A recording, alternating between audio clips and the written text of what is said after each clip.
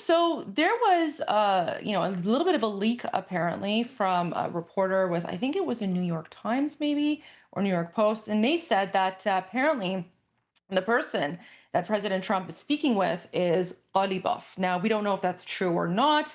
There have been a lot of rumors from, coming from mainstream media, some true, some not.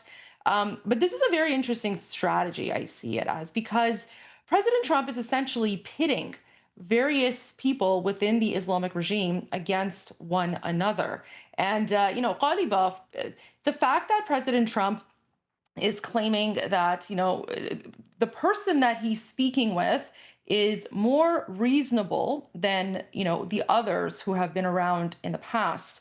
We have to take that into context because the people that he might be speaking with might be more reasonable than the supreme dictator Khamenei, who's now dead, but they're certainly not reasonable compared to a rational, normal person with the United States. And Ghalibaf is someone who I actually have footage. I shared this footage on my social media profile on X. He is the one who is leading chants of death to America in the legislature of the Islamic regime. So the way that I see it is if this is the most reasonable person that President Trump can find to speak with, I have a feeling that these negotiations are not going to last very long. And Ghalibaf very well might be the next person to be bombed, because President Trump said last night, we keep on speaking with them and then we bomb them. Right, right. Well, Ghalibaf has quite the footprint, political footprint in Iran, at least. He's run for the Iranian presidency multiple times over the past few decades, and he's built some kind of base amongst voters, promoting kind of this economic modernization inside Iran. Maybe it's all lip service, but, he has that political footprint that is slightly different from the other figures that have been floated around so far. Well, it's important to note that, first of all, every single election inside of the Islamic regime is fake. So we don't have elections, we have selections. And you can't even run for office within the Islamic regime unless you've been pre-approved by the supreme dictator Khamenei. So that's the first thing.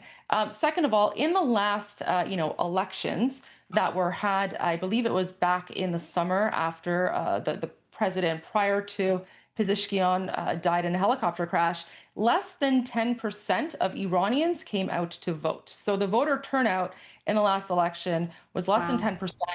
And that was basically one way that Iranians were showing to not just the Islamic regime, but to the rest of the world, that they don't view the Islamic dictatorship as a legitimate form of government. And so abstaining from voting is one of the ways that Iranians have protested. So whatever political footprint he has, it's not, Iranian people don't support him. We see him as someone who is still part of the system itself. And what Iranians are saying is we want total and complete regime change.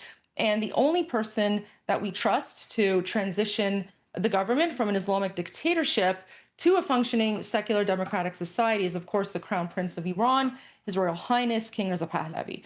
But what I do see happening here with respect to, what I do see happening here with respect to Ghalibaf is, think of how Gorbachev was sort of there in the last remaining days of the Soviet Union, when the Soviet Union was falling, and then he was the one to kind of hand the keys over to someone else.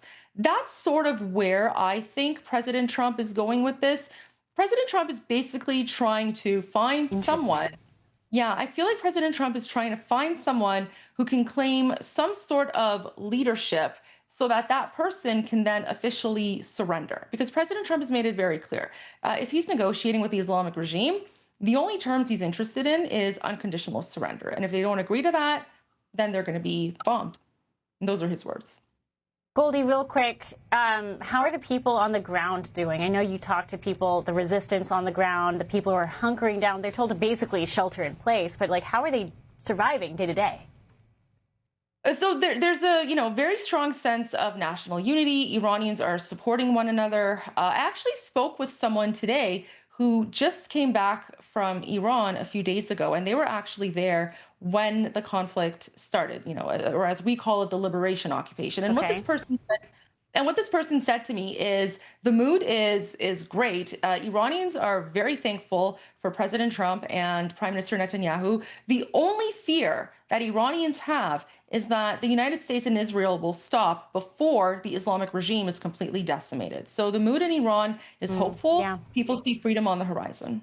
Don't tell the "Don't bomb Iran" protesters. You might make them very upset, Goldie. Oh, you know what? Thank you They're not for the even time, Iranian. as always. We They're, appreciate it. thank you so much. But I just want to say, No. like, the don't Iran people, No, they're they're not not. Iranian. They're the pro-Palestine jihadis. So we don't care what they have to say. Some of the left-wing media are freaking out over this new contract between us at OANN and YouTube TV. It's dangerous that One American News is being platformed on such a large digital streaming pay TV provider. You're freaking out about the fact that people have choice. Like people can't be allowed to hear what they have to say. OAN is not the only channel on YouTube TV. There's like dozens of them. So if you don't like what's being said here, we hope you stay, but there's many other things going on in the world. This is how the left operates, Alicia. They operate in censorship.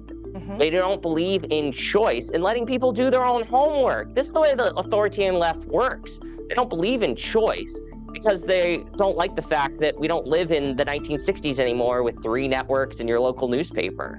We have to respect freedom of the press, the First Amendment, free speech. Remember that. I want to begin tonight by welcoming and thanking all of our new viewers on YouTube TV.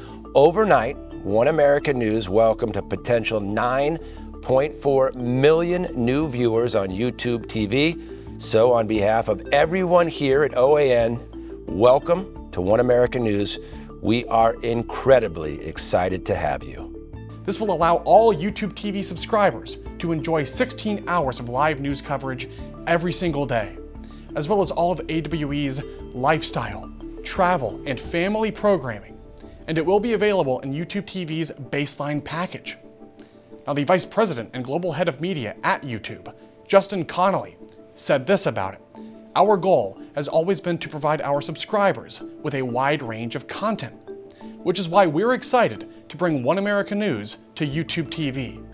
This partnership gives One American News access to our growing audience, while also giving our subscribers even more choice when it comes to news and entertainment. And we here at The Real Story are extremely grateful for the opportunity to now reach a wider audience. And we're also grateful for the time you give us each and every single day. And we're excited for the future at this amazing network.